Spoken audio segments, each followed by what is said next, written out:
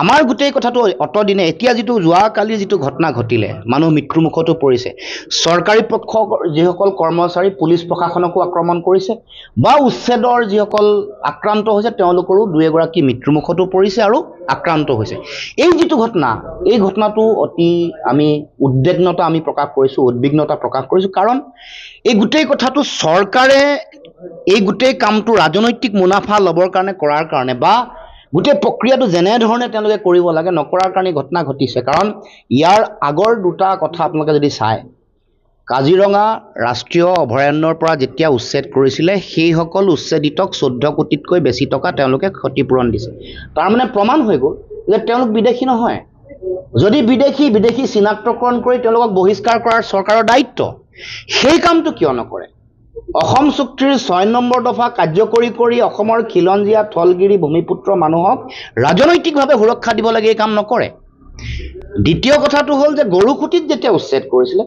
তেতিয়া কৈছিলে বিদেশীসকলক উচ্ছেদ কৰিছে এইটো এটা বিৰাট ডাঙৰ প্ৰকল্প তেওঁলোকে আৰম্ভ কৰিব লৈছে কিন্তু গৰুখুটিত উচ্ছেদ কৰা মানুহক ক'ত সংস্থাপন কৰিলে দলগাঁৱত 1 বিঘাকে দিছে আৰু ক্ষতিপূৰণো দিছে বটদ্ৰৱাত উচ্ছেদ কৰোঁতে কি বুলি কৈছিলে যে বিদেশীক উচ্ছেদ কৰিছোঁ কিমান পইচা দিলে 7 লাখৰ পৰা 12 লাখলৈকে এইবোৰ তথ্য পাতিটো লুকাই চুকে থকা নাই এতিয়াও এই গোটেই কথাটোক লৈ ৰাজনীতি কৰিবলৈ বিচৰা যিটো কথা সেই কথাটোৱে মই ভাবোঁ যে ভয়ংকৰ আৰু ভয়াৱহ গতিকে আমি এই কথাটো পাহৰি গ'লে নহ'ব 55,000 বিঘা মাটিত উচ্ছেদ হৈছে তাৰ 49,000 বিঘা মাটি আমাৰ খিলঞ্জীয়া জনজাতীয় মানুহৰ এইটো আমি কিয় পাহৰি গৈছোঁ এই মুছলমান মানুহ থকা 6,000 বিঘা মাটিত উচ্ছেদ কৰি তেওঁলোকে সেন্সেশন দিছে ৰাজনৈতিক মুনাফা ল'বলৈ বিচাৰিছে এইটো উচিত নহয় সেন্সেশন দিয়াটো যদি বাংলাদেশী তোমালোকে কিয় কৰায়ত্ব নকৰা কিয় তোমালোকে তেওঁলোকক ডিটেনশ্যন কেম্পত নাৰাখা কিয় তেওঁলোকক পুছবেক নকৰা কিয় তেওঁলোকক ভোটাৰ তালিকাৰ পৰা নাম কৰ্তন নকৰা এফালে তোমালোকক ভোট লাগে তাৰমানে হিন্দু মুছলমানৰ ৰাজনীতি কৰি ধৰ্মীয় সংকীৰ্ণ মেৰু ৰাজনীতি কৰি তোমালোকে ভোট ল'ব বিচাৰিবা হিন্দু মুছলমান কৰিব খুজিবা তেওঁলোকক মাটিও দিবা টকা পইচাও দিবা আৰু তিনিচুকীয়াৰ কৰদৈগুৰিত 25টা পৰিয়াল যোৱা কিছুদিনৰ আগত তেওঁলোকে ভূমিহীন হ'ল তেওঁলোকক মাটি দিবলৈ তোমালোকৰ সময়ে নাই আহৰিয়ে নাই 45টা পৰিয়াল কৰদৈগুৰিত বহুত দিনৰ পৰা আছিলে তেওঁলোকক মাটি দিবলৈ মানে দশক লাগিলে আজিলৈকে সমাধান কৰিব পৰা নাই তাৰমানে আমাৰ অসমত থকা 8 লাখ ভূমিহীন পৰিয়াল তোমালোকে মাটি ভেটি দিব নোৱাৰা কিন্তু তোমালোকে বাংলাদেশী বুলি যিসকলক কৈছা বিদেশী বুলি যাক কৈছা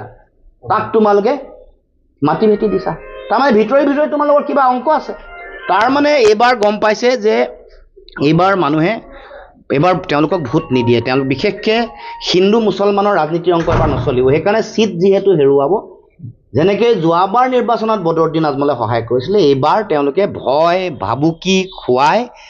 মুছলমানসকলক বেয়াকৈ ক'লেও এবাৰ ভয় খুৱাইও তেওঁলোকৰ ভোট লৈ এবাৰ নিৰ্বাচনী বৈতৰণি পাৰ হ'ব গৈছে মুখ্যমন্ত্ৰীৰ সেইটোৱে মই ভাবোঁ যে মূল লক্ষ্য আৰু সেইকাৰণে এই গোটেই কামটো কৰিছে আমি এই কথা পুনৰ কৈছোঁ উচ্ছেদ হ'ব লাগে উচ্ছেদ যেতিয়াই হয় উচ্ছেদ হ'ব লাগিব আইন সিদ্ধভাৱে উচ্চতম ন্যায়ালয়ৰ নীতি নিৰ্দেশনা মানিব লাগিব কাৰণ আইনী প্ৰক্ৰিয়া আমি আগৰ পৰাই উচ্ছেদৰ কথা কৈ আহিছোঁ যে উচ্ছেদৰ প্ৰতি আমাৰ সমৰ্থন আছে যদিহে আইনগতভাৱে হয় যিবোৰ জেগাত উচ্ছেদ হ'ব লাগে সেইবোৰ আইনে কৈছে ক'ত হ'ব লাগে কেনেকৈ হ'ব লাগে কেনেকৈ কি প্ৰক্ৰিয়াৰ মাজেৰে হ'ব লাগে দেশৰ আইনক যিহেতু মানুহ দেশৰ সংবিধানক যিহেতু মানুহ তেখেতসকলে মনা নাই আৰু যদি বিদেশী মানুহক তেওঁ টকা পইচা দিছে আৰু মাটি দিছে মুখ্যমন্ত্ৰীটো জেল যাব লাগে ৰাষ্ট্ৰদ্ৰোহৰ গোচৰত তেওঁক প্ৰধানমন্ত্ৰীয়ে কৰায়ত্ব কৰিব লাগে বিদেশীক যদি মাটি আৰু যদি টকা দিছে তেতিয়াহ'লে মুখ্যমন্ত্ৰীৰ বিৰুদ্ধে প্ৰধানমন্ত্ৰীয়ে শাস্তিৰ ব্যৱস্থা ৰাষ্ট্ৰদ্ৰোহৰ গোচৰত কৰায়ত্ব হ'ব লাগে শাস্তিৰ ব্যৱস্থা হ'ব লাগে প্ৰধানমন্ত্ৰীলৈ আহ্বান জনাইছোঁ শ্ৰীমন্ত শংকৰদেৱ সংঘৰ অতি শ্ৰদ্ধাৰ আমাৰ পদাধিকাৰ ভাৱ ভৱেন্দ্ৰনাথ ডেকা ছাৰৰ ঘৰত আজি আমি আহিছোঁ আৰু তেখেত পদাধিকাৰ দায়িত্ব লোৱাৰ পাছত প্ৰথমবাৰৰ কাৰণে আমি তেখেতৰ গৃহলৈ আহিছোঁ অৱশ্যে টেলিফোনিকভাৱে তেখেতৰ লগত আমাৰ কথা বতৰা হৈ থাকে আৰু দায়িত্ব লোৱাৰ পাছতেই আমি যোগাযোগ কৰিছিলোঁ আৰু তেখেতক আমি আমাৰ তৰফৰ পৰা শুভেচ্ছা জ্ঞাপন কৰিছিলোঁ আজি তেখেতৰ ওচৰলৈ আহিছোঁ আমি আশীৰ্বাদ বিচাৰি তাৰ লগে লগে জাতীয় জীৱনৰ জটিল সন্ধিক্ষণত কেনেকৈ সমাজ কেনেকৈ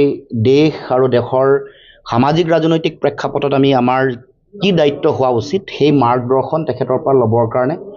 আমি তেখেতৰ ওচৰলৈ আহিছোঁ আৰু আমাৰ দলৰ তৰফৰ পৰা দলৰ মঞ্চৰ পৰা পদাধিকাৰ বাপক আৰু সকলোকে সংঘৰ সকলো ভকত বৈষ্ণৱ সকলোকে মই প্ৰণিপাত জনাইছোঁ। আপোনালোকৰ সকলোৰে আশীৰ্বাদ বিচাৰিছোঁ যাতে অসমৰ কাৰণে অসমৰ জাতীয় জীৱনৰ কাৰণে সদায় আমি ভালকৈ কাম কৰিব পাৰোঁ, যুঁজিব পাৰোঁ। অসমৰ ভাষা, কৃষ্টি, সংস্কৃতি, আমাৰ সমাজ, আমাৰ সামাজিক প্ৰমূল্য, তাৰ উপৰিও আমাৰ ৰাজনৈতিক অধিকাৰ সুৰক্ষিত কৰা যিখন সংগ্ৰাম, এই সংগ্ৰামত জাতীয়তাবাদৰ আদৰ্শ বা দৰ্শন প্ৰতিষ্ঠা কৰিবলৈ হ'লে মহাপুৰুষ শ্ৰীমন্ত শংকৰদেৱ জগত গুৰুজনাৰ সেই আদৰ্শক লৈ আমি আগবাঢ়িব লাগিব। আৰু সেই কথা আমি আগতেও কৈছোঁ, অসমৰ জাতীয়তাবাদৰ প্ৰতিভূ মহাপুৰুষ শ্ৰীমন্ত শংকৰদেৱ, এই কথা আমি সকলোৱে স্বীকাৰ কৰোঁ। এটা জাতি, এটা জাতিৰ সভ্যতা নিৰ্মাণ কৰিবলৈ প্ৰয়োজনীয় সকলো ধৰণৰ আধাৰ, সকলো ধৰণৰ অৱলম্বন গুৰুজনাই আমাক দিছে। কেনেকৈ স্বাৱলম্বী হ'ব, কেনেকৈ আধ্যাত্মিক চেতনাৰে মানৱীয় প্ৰমূল্যৰে শক্তিশালী জাতি সত্তা হ'ব, কেনেকৈ আমাৰ সমাজত শৃংখলা থাকিব, কেনেকৈ বিভিন্ন ধৰণৰ সমাজত চলি থকা অসূয়া, অপ্ৰীতি বা বিভিন্ন ধৰণৰ সংকীৰ্ণ চিন্তা, ভেদাভেদ এইবোৰ নাইকিয়া কৰি সমন্বয় আৰু মানৱীয় প্ৰমূল্যৰে এখন উন্নত সমাজ কেনেকৈ গঢ়িব পাৰি, সেয়া মহাপুৰুষ শ্ৰীমন্ত শংকৰদেৱ মাধৱদেৱৰ আদৰ্শত আমি সকলোৱে বিচাৰি পাওঁ। আৰু সেইকাৰণে আমি সংঘৰ প্ৰতিগৰাকী সংগী, আই বাপ সকলোকে নতশিৰে প্ৰণিপাত জনাইছোঁ যে তেখেতসকলে গুৰুজনাৰ এই আদৰ্শ অসমৰ প্ৰতিটো প্ৰান্তত প্ৰতিগৰাকী মানুহৰ হৃদয়ত বিলাবৰ কাৰণে তেওঁলোকে দিনে নিশাই অফুৰন্ত তেওঁলোকে ত্যাগ কৰি আহিছে। গতিকে আজি এই ক্ষণত শ্ৰীমন্ত শংকৰদেৱ সংঘৰ প্ৰতিগৰাকী সংগী, আই বাপ সকলোকে মই সেৱা জনাইছোঁ, শ্ৰদ্ধা নিবেদন কৰিছোঁ। আৰু গুৰুজনাৰ এই আদৰ্শৰে অসমৰ সমাজ, অসমৰ জাতীয় জীৱনক যাতে এটা স্বাভিমানৰ উচ্চ শিখৰত যাতে আৰোহণ কৰোৱাব পাৰোঁ। আমি অসমীয়া জাতি সত্তাক পৃথিৱীৰ মানুহৰ আগত একক আৰু অনন্য ৰূপত প্ৰতিষ্ঠা কৰিবলৈ আগবাঢ়ি যাওঁতে গুৰুজনাৰ সেই আদৰ্শ আৰু দৰ্শন যাতে সদায় সকলোৱে হৃদয়ত স্থাপন কৰি আগবাঢ়ি যায়, তাৰ কাৰণে আমি সকলোৱে অহোপুৰুষাৰ্থ কৰি আহিছোঁ। আৰু আমাৰ দলৰো সেইটোৱেই মূল আদৰ্শ যে অসমৰ যিটো সাতামপুৰুষীয় ঐক্য, সমন্বয়, সম্প্ৰীতিৰ বৰ ভেটি ভাঙি থানবান কৰি দিবৰ কাৰণে অহৰ্নিশে যিটো ষড়যন্ত্ৰ আৰু কূটকৌশল চলিছে, গুৰুজনাৰ আদৰ্শ আৰু দৰ্শনকো বিভিন্ন ধৰণে মানুহৰ মাজত নাইকিয়া কৰিবৰ কাৰণে বা কিছু অৱনমিত কৰিবৰ কাৰণে যিবোৰ ষড়যন্ত্ৰ কূটকৌশল চলিছে, সেইবোৰ আমি সকলোৱে সন্মিলিতভাৱে আমি উফৰাব লাগিব, উৎখাত কৰিব লাগিব। গুৰুজনাৰ আদৰ্শ, চিন্তা, জাতীয় চেতনা আৰু দৰ্শন যেতিয়ালৈকে অসমৰ প্ৰতিগৰাকী মানুহৰ হৃদয়ত থাকিব, তেতিয়ালৈকে সেই জাতিক কোনেও ভাঙিব নোৱাৰে। কোনেও বিচ্ছিন্নতাবাদ, সাম্প্ৰদায়িকতা, ঘৃণা, বৰ্ণবাদ এনেকুৱা চিন্তাই সমাজখন কেতিয়াও ভাঙিব নোৱাৰে। আমি কৈ থকা অজৰ অমৰ এটা জাতিলৈ পৰিৱৰ্তন হ'ব। গতিকে মই এই শুভক্ষণত শ্ৰীমন্ত শংকৰদেৱ সংঘৰ প্ৰতিগৰাকী সংগী সকলোকে মই আন্তৰিক শুভেচ্ছা জনাইছোঁ, শ্ৰদ্ধা জনাইছোঁ, সেৱা জনাইছোঁ। আৰু তেখেতসকলে বিশেষকৈ যুৱ শক্তি আৰু মহিলা শক্তিক তেওঁলোকক শক্তিশালী কৰিবৰ কাৰণে, যুৱ শক্তিৰ মাজত শিক্ষা, ভাল চিন্তা, সমাজ গঢ়িবৰ কাৰণে এটা পৰিৱেশ গঢ়ি দিবৰ কাৰণে, মহিলাসকলৰ যোগেদি মানুহৰ মাজত মানৱীয় প্ৰমূল্য আৰু আধ্যাত্মিক চেতনাৰ এটা পৰিৱেশ গঢ়ি তুলিবৰ কাৰণে মহিলা আৰু যুৱকসকলক বিশেষ উদ্যোগ পদাধিকাৰ বাপৰ উদ্যোগত লৈছে। সেই কথাও মই মোৰ ফালৰ পৰা, আমাৰ দলৰ তৰফৰ পৰা আমি শলাগ লৈছোঁ আৰু আশা ৰাখিছোঁ এই চিন্তা অধিক শক্তিশালী আৰু দৃঢ়। ধূসৰতাটো একো নাই, স্পষ্টতাই আছে। দেশৰ ৰাজনৈতিক পৰিৱেশ আৰু প্ৰেক্ষাপটে কৈছে যে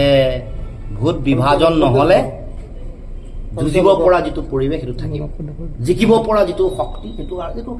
দিল্লী, হাৰিয়ানা, মধ্যপ্ৰদেশ এইবোৰৰ নিৰ্বাচনৰ ফলাফলে এই কথা প্ৰমাণ কৰিছে। গতিকে অসমত মই ভাবোঁ যে বুজি পাইছে, বুজাটো সকলোৰে, মই ভাবোঁ যে সকলোৱে বুজি পাই সেইধৰণেই সিদ্ধান্ত ল'ব। মই নিজে মানে সেই কথাটো বিশ্বাস কৰোঁ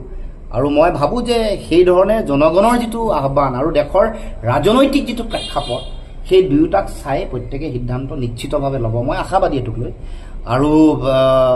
জিকিবলৈ বহুত ভোট লাগে, কৈয়ে আহিছোঁ, ৭০,০০০, ৮৫,০০০, কিন্তু হাৰিবলৈ ৫,০০০ লাগে, ২,০০০ লাগে। গতিকে সেইটো কথাটো আমি সকলোৱে উপলব্ধি কৰিব লাগিব। গতিকে তাৰ ওপৰত ভিত্তি কৰিয়ে সিদ্ধান্তটো হোৱাটো উচিত। আমি সদায় যোগাত্মক। বিজেপিক উৎখাত কৰিবৰ কাৰণে আমাৰ হাতত থকা যিটো সূত্ৰ, যিটো ফৰ্মুলা, সেইটো ঐক্যবদ্ধতাৰে যুঁজি বিজেপিক অসমৰ মাটিৰ পৰা উৎখাত কৰা।